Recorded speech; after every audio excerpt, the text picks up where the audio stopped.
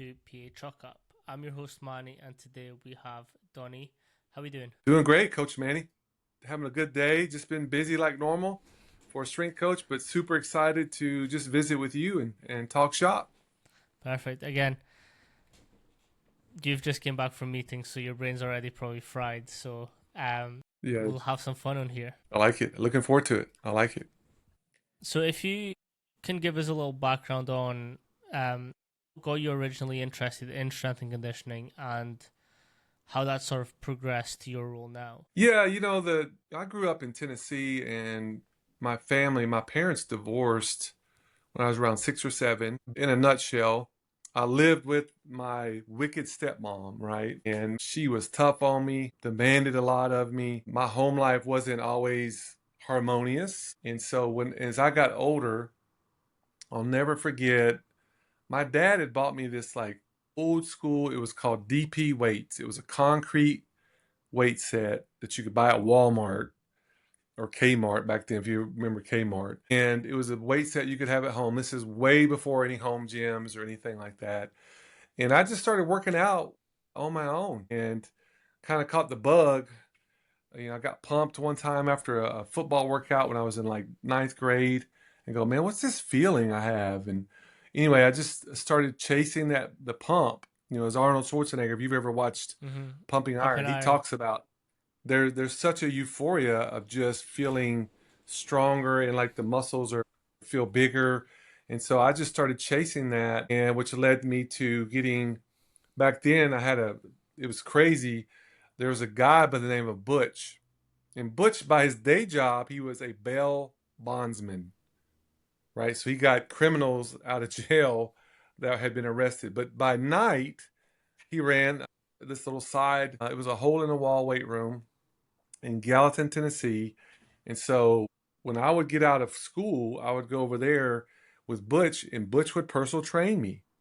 And he just started teaching me he was a big guy, and I fell in love with it. And so from that day till even now, I still love training. That whole season led to me getting a lot better at football, which led to me getting a scholarship at the University of Georgia. That same passion and love followed me there. I became the strongest guy on the team. One of the first guys on our team to bench press over 500 as a sophomore. That led to me, I ended up getting injured. That led to me training with Doc Crease at Middle Tennessee State, which opened up a door into coaching. And so, yeah, from that early years as a young man, just trying to find my way, find a purpose, my love for performance and for just strength and conditioning and getting bigger and faster and stronger has followed me my whole life. And so it has changed my life, and it's a profession I still have a ton of passion and love for. I love that. And what gets you currently fired up for in your role? Yeah, I think for me, it's still, I don't know that you could ever replace working with young people. When you see their bodies transform, when you see them get more confident, when you see them overcome an injury that there was no way they should be coming back from, and you see them go on and be super successful after being through all the hard stuff, to me, that's still, there's no drug in the world, there's no trophy in the world, no medal, no ring, no pinnacle, in my opinion, that can ever match seeing that happen and being a part of that process. Just seeing a life transformed is still the thing that gets me the most excited. 100%. A little story on that.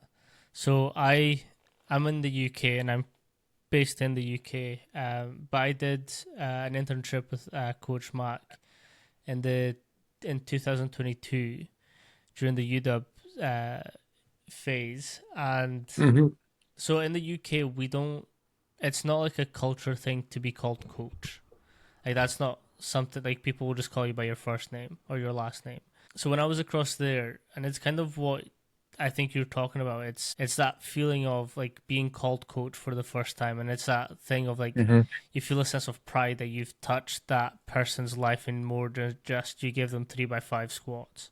It's like that thing of you've helped them in this area that they're really passionate about? Yeah, I would say, the way I kind of like to say that too, I mean, that's a good point.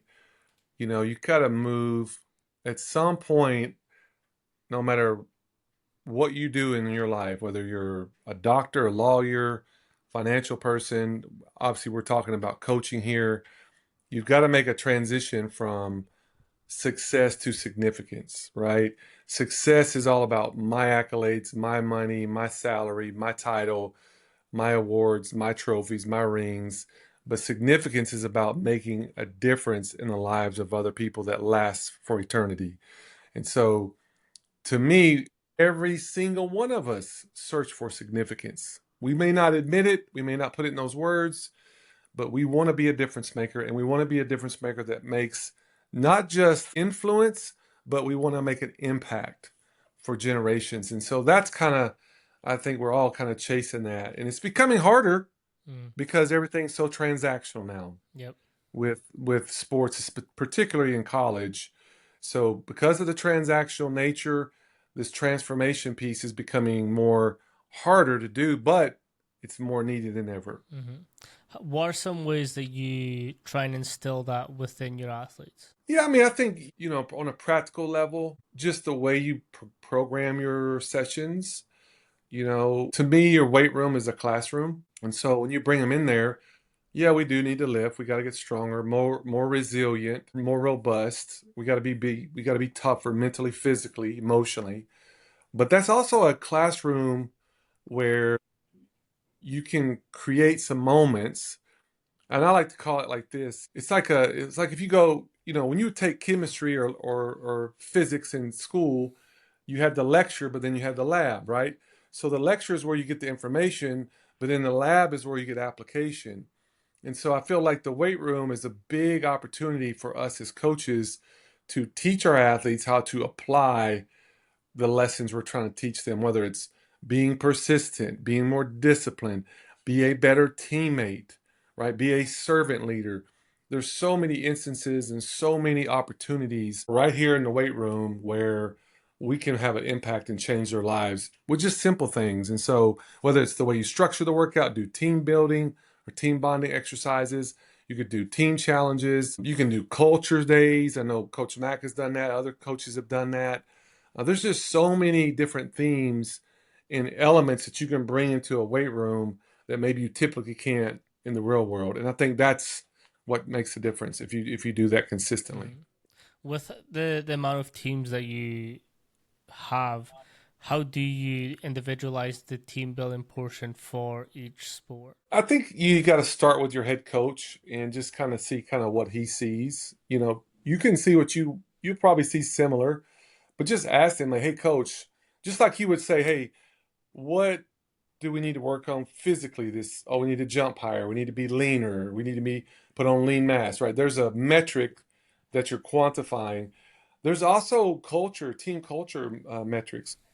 Right now, okay, it could be we have a lot of freshmen that they're young. They don't know what they're doing. They don't know what our team is all about. Or maybe you've got a bunch of transfers with the transfer portal. I mean, I had this conversation this summer with a strength coach at another school. They had 6 to 7 transfers. I was like, you know what? There was a year I went through that. Maybe that summer workout or that off-season workout, you need to have guest speakers come in that have been successful in that program or sport. What does it mean to be a Texas Longhorn? What does it take to be successful? What did you love about Texas that you love playing for Tech? What was it that made the difference? What would you like to see in message you give to some of these younger transfers? Like, what would you like to see them and teach them to be what does it mean to be a Texas Longhorn? So I think you can do little things like that really they don't take a lot of effort. They do take a lot of intentionality. So you've got to plan that out just like you would a workout. And I've done that before where maybe each week we've had guest speakers on a Zoom call of different alumni at Texas that have done a great job here.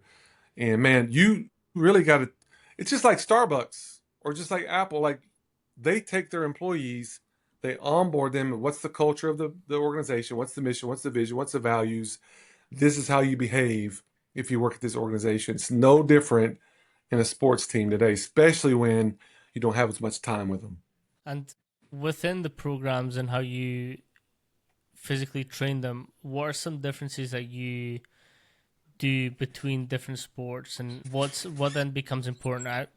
Again, you've just touched on the fact that it has to align with the head coach, but then how do you transfer that into their physical programs? Yeah, you've got to have some baseline of assessments, which we do here. We have a sports science department that gives us a ton of data. That is important.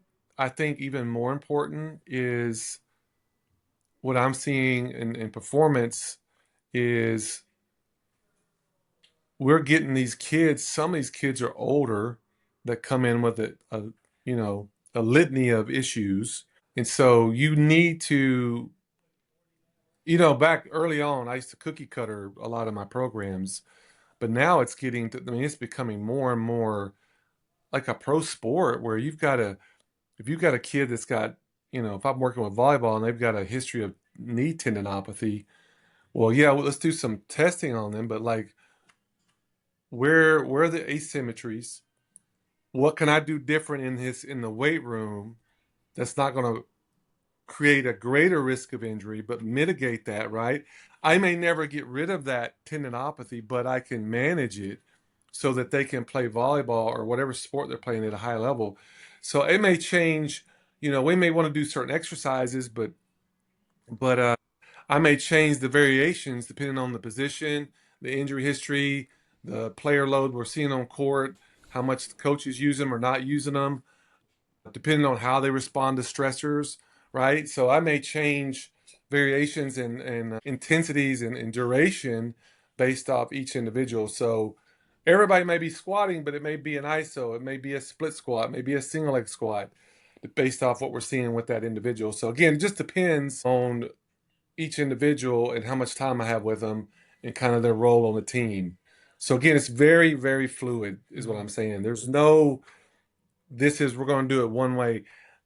The simplicity, the way I like to say it now too, coach, is like, I used to take athletes and like force them into like my program. Like, man, you got to do this and this is the right way. This is the only way. But now I'm like, no, I'm not doing that.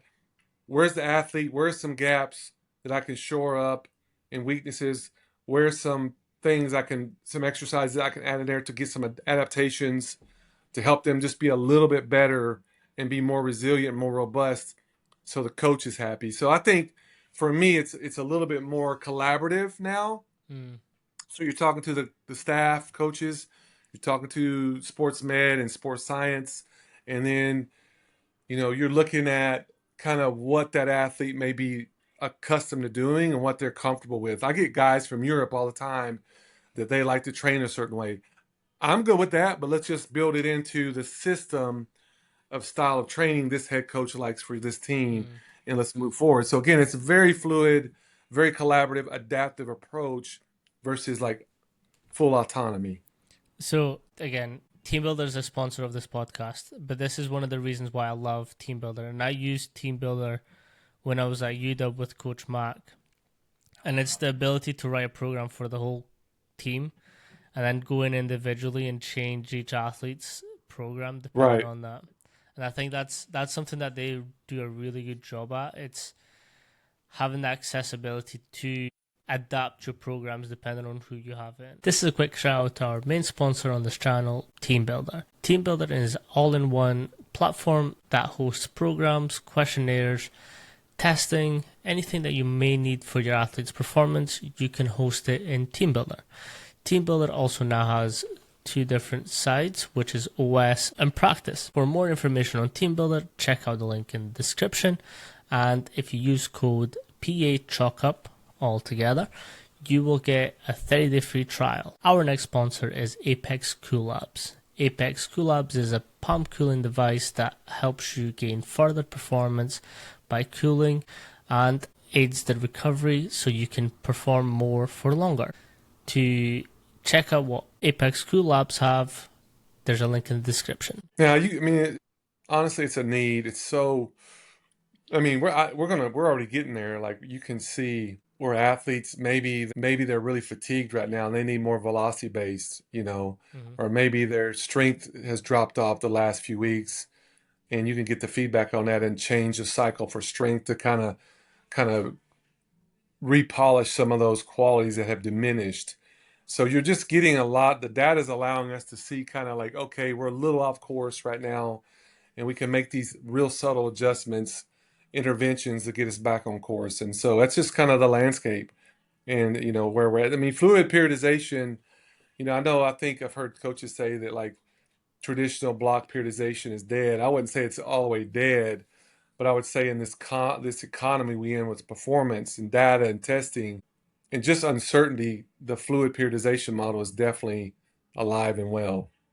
I've got a question, and it's something I've noticed, but I'm kind of wondering how you've seen it sort of unfold throughout the years. And I think that the coaching eye is being the art of the coach eye is being forgotten about because there is so much technology and there's so much data analysis that we can do now.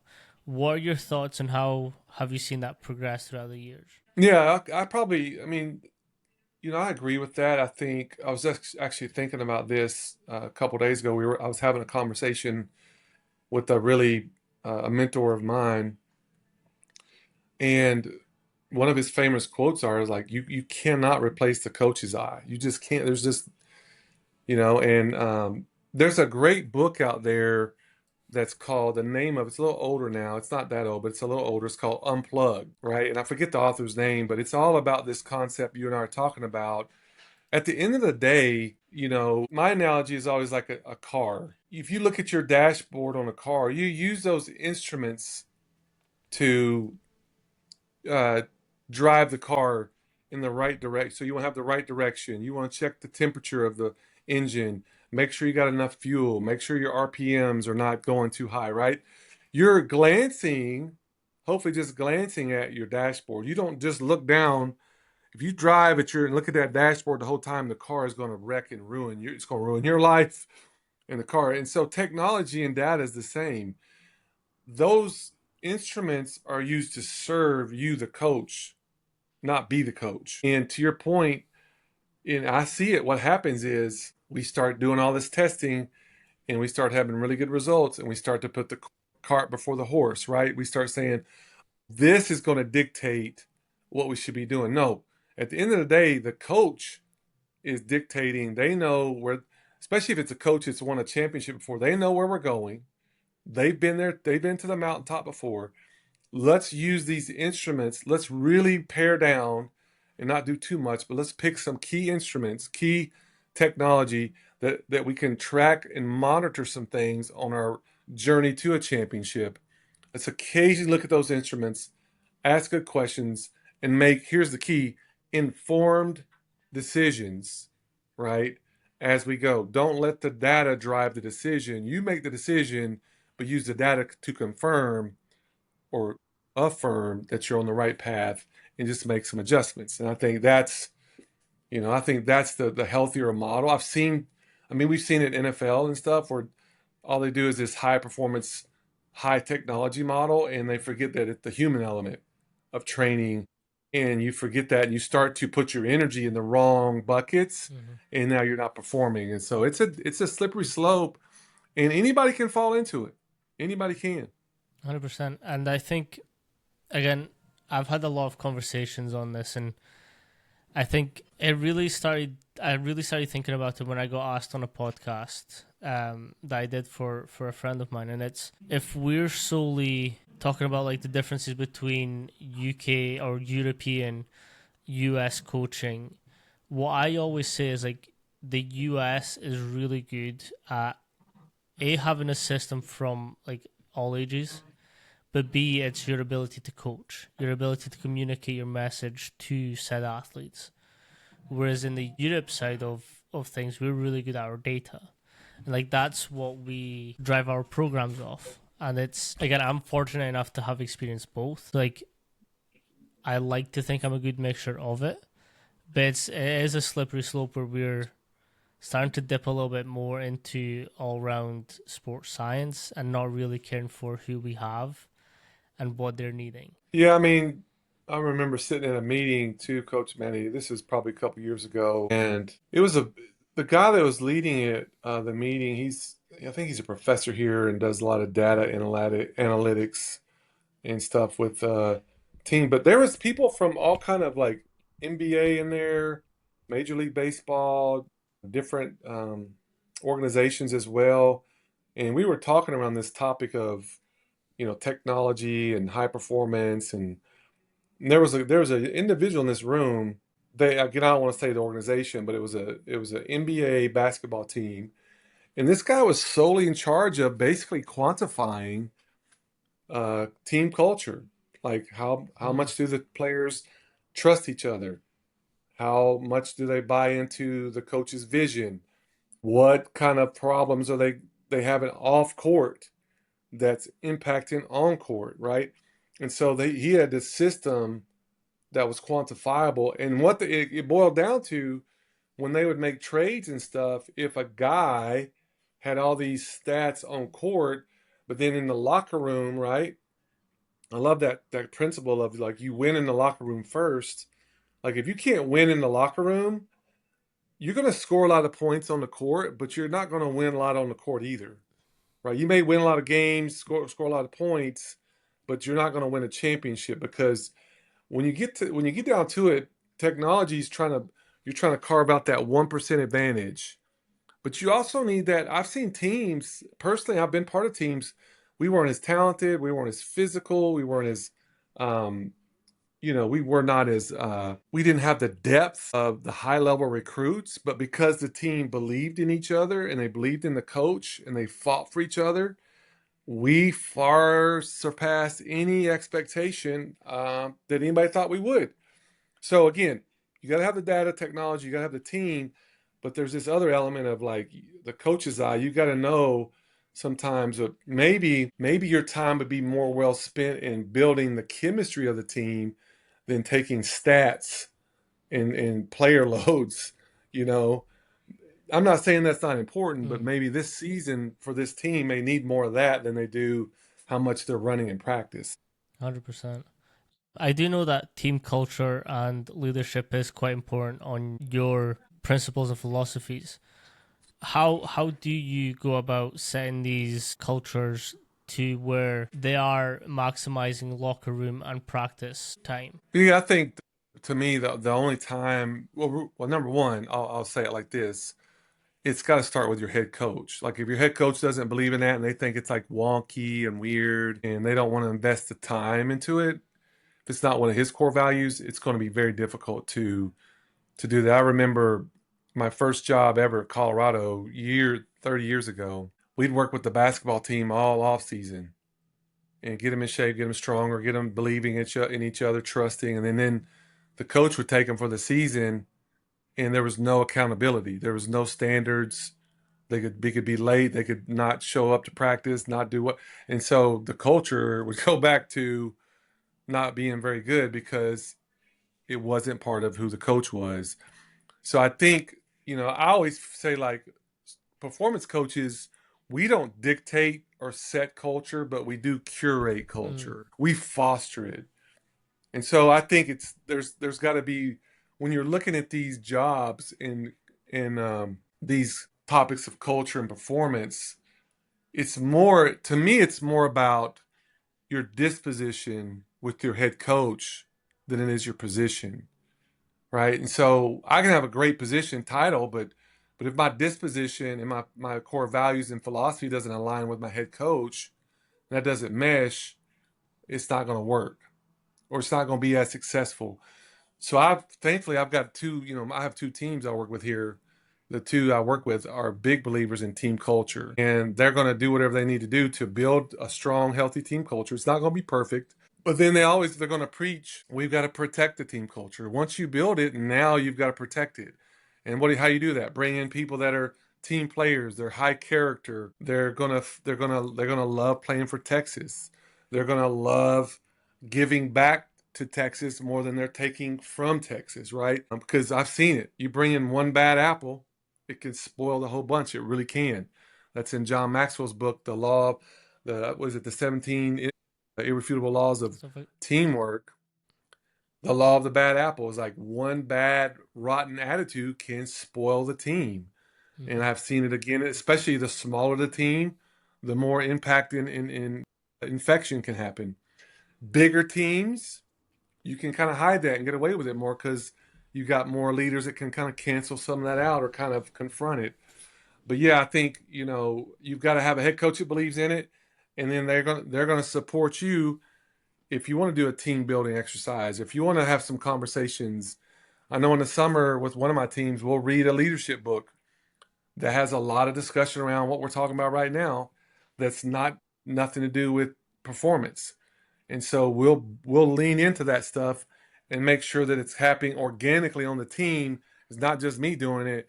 We want to support and encourage our athletes, our girls on the volleyball team to have those conversations and take ownership too. It can't just be us. It's got to be the head coach and the players. It's got to be in them too, or it won't Mm-hmm. stick. It won't stick. Yeah. And on that, how do you go about building these conversations and rapport with head coaches? I mean, it's different. I think there's no greater tool than time.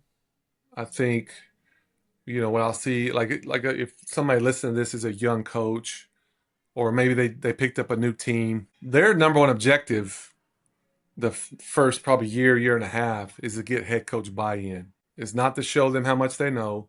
It's not to make this huge big change in their performance.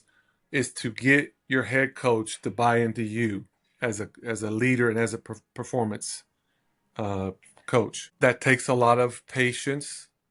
You've got to listen. You've got to implement more than you do instruct, right? He may come to you and go, I want this, this, and this done. Just execute, you know, and unless it's something where you're putting people in harm's way, you need to do everything within your power to implement the philosophy, exercises, system that head coach wants you to do. Once he trusts you and shows that you can do that, then you'll start to earn that coach's trust. And then you probably over time, he'll start to ask you questions and give you more free reign.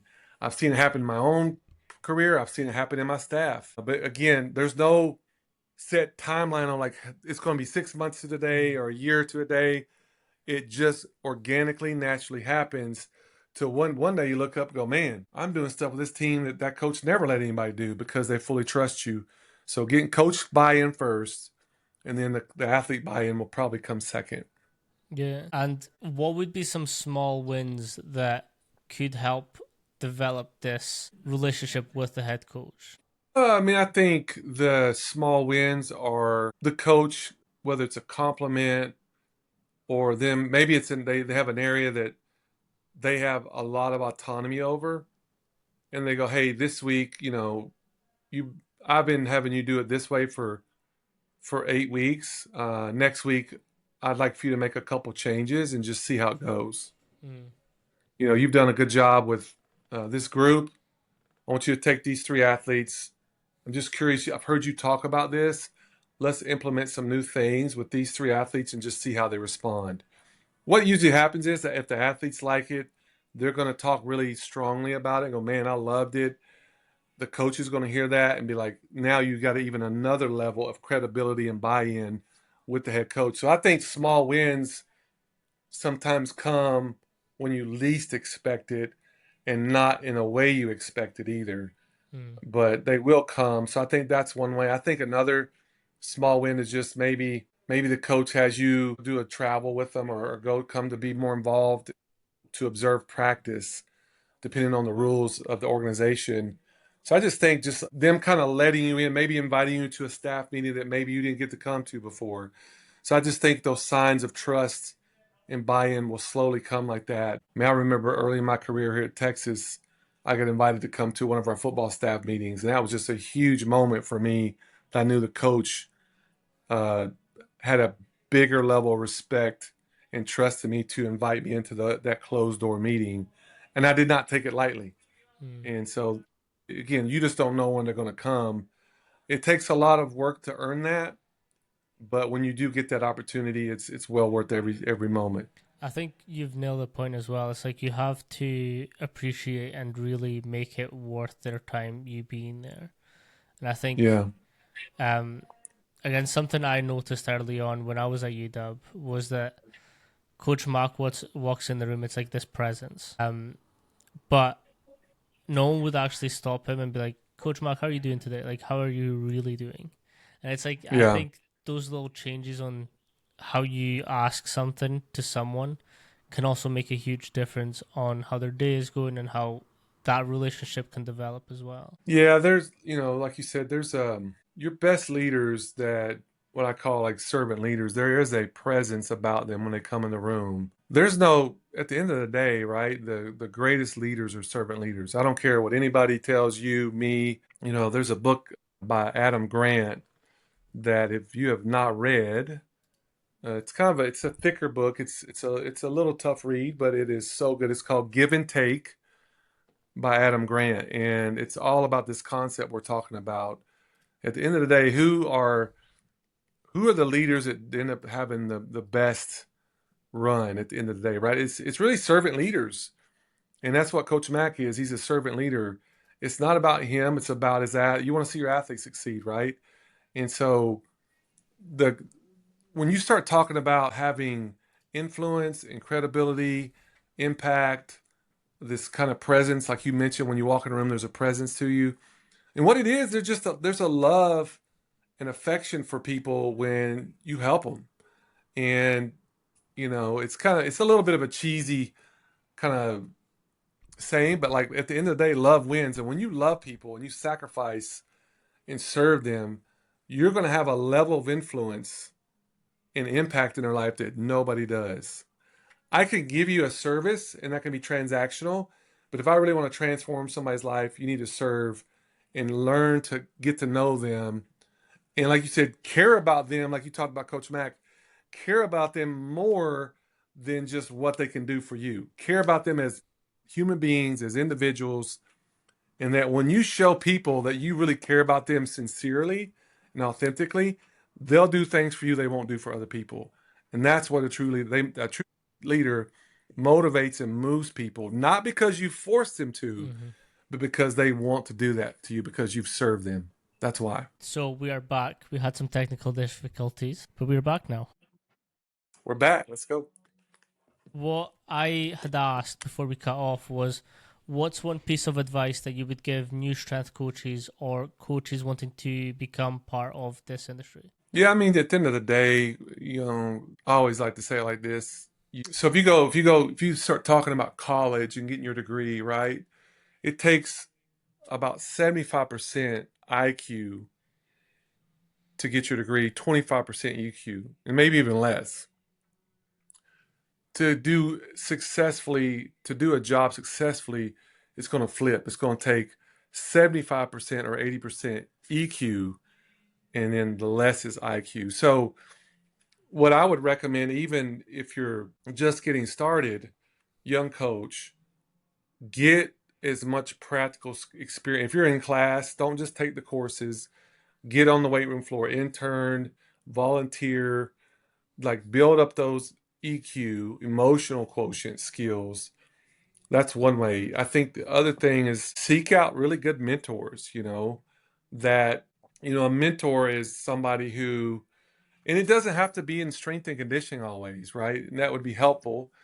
But somebody in this field or profession that's gone ahead of you. Now, I remember years ago when I was taking martial arts and I was a little orange belt, white belt, didn't know anything. And I asked my instructor one day, I was like, hey, I can't make it to class but once a month, but I feel like I'm falling behind. And I was like, what can I do to try to like grow? He goes, it's easy. Start teaching others what you know. And I'm like, I'm just a little white, orange belt, yellow belt. I don't know much. He goes, teach what you know. And you know what? I started teaching a class up in Boulder the next 2 years. I ended up taking one of my upper belts, young students. I had advanced through the belt system as well, but I ended up advancing a student up through I think it was like through blue or purple belt, which was pretty advanced. But you know what changed for me was when I would go to class every month, everybody was like, what are you doing? You're like getting so good at this. I'm like, you're never at class, but every time we see you, you've gotten way better. You're passing us now. And so I think sometimes we wait for like this perfect job opportunity. We wait for this perfect door to open. Whereas I'm like, dude, just start with what you have. Start reading. Maybe nobody's offering you a job. Go volunteer at a middle school. Go go get a job coaching and personal training. So like do what you can with what you have where you're at. Polish yourself. Don't wait for somebody to come. And I think that's some of the weaknesses today. We've got so much information. We've gotten lazy, and we're waiting for somebody to come and pick us and give us, anoint us with like, oh, you're the expert now. Like, no, start learning. Become when you're passionate about something, you're going to find a way to get better. You know, I remember reading a story about Michael Johnson when he was playing ball at Miami before he got good at who he was as a receiver and went pro. He grew up in a very impoverished, bad neighborhood. He didn't have a track. He didn't have a trainer. He didn't have a weight room. He'd go out and run sprints in the middle of the night in the dark to become better. And so I think as a young coach, it's not so much about the resources you have, but it's about your passion. It's about your ability to hustle and just work on yourself to get yourself good enough. And because what I'll find out if I'm working with somebody and I tell them to do something, very few people actually like do what you ask them to say. They don't follow up or follow through with what you told them to do. And so I think that the sweet sauce is in the execution and the follow through when you do stuff. So I think, young coaches get practical experience and then just find a way to improve and get better. Find some mentors and find a way to get better. And I think those three things will help you the most. That's brilliant. I've never had it put that way before.